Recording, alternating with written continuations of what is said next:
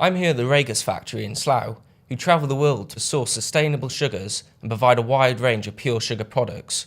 They have a team of sugar experts here in the factory, so if you need sugar, this is the place to be. I'm here with Ben Eastick, who's director of Ragus. So Ben, how did you get started in the business? In 1989, I joined a company called WH Breakspears to learn the art of brewing. And then I joined the family business, which has been involved in sugar production since 1800. And in 1876, in the UK alone, there were 300 sugar companies producing brewing sugar. So that's the link that I had and why I learnt the brewing industry. And how do you think Ragus has done business-wise this year, and what do you expect next year? Well, we moved the business in 2011, and we set ourselves a target growth of 5% year on year. In reality, we actually achieved 9%, which was fantastic. This year, the first half of the year, it's leveled out, the growth. But since July, we've seen quite a few orders coming on stream with new clients leading up to Christmas. So with a bit of luck, we might be able to achieve a 9% growth this year. And do you have any plans to expand at all? Well, you've seen the steady growth that we've achieved since we moved. Ideally, we'd like to be at about 40,000 tonnes in the next few years and then take it significantly on to 50. Once we hit that point, we then would need to consider where or how much volume we want to put through the existing plant here. And what do you think about the proposed legislation on sugar? Is there anything we can do in the industry?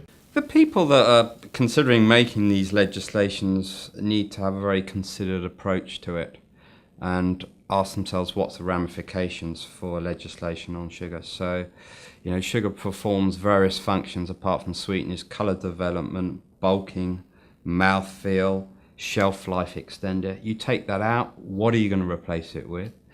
Will the product be as natural? And ultimately, is that product going to be more expensive?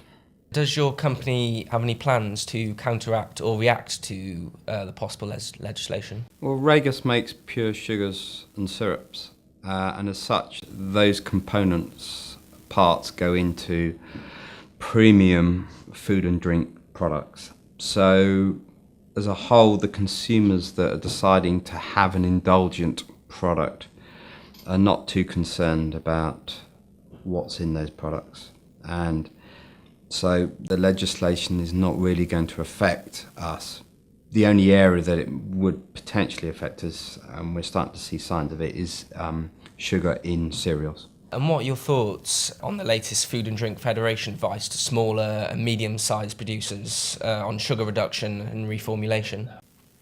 Well, as we've touched on earlier, they need to be very careful about taking out sugar. What are they going to replace it with?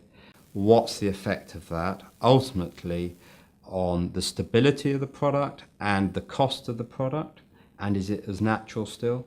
So there's lots of thoughts that need to go into that before making any actions.